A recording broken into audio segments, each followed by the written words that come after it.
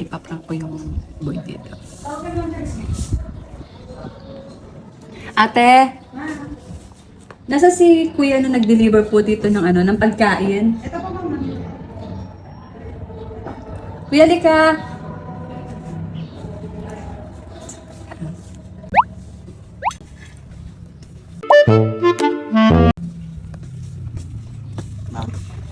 Kuya, dito ka. Meron akong pakikita sa iyo.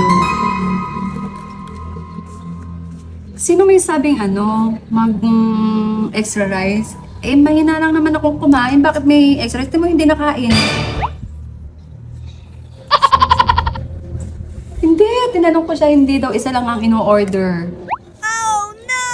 Refund ka naman po yun. Irerepand? Talaga?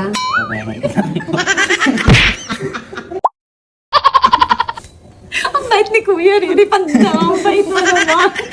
Charis, it's a prank. Parang ito na yun.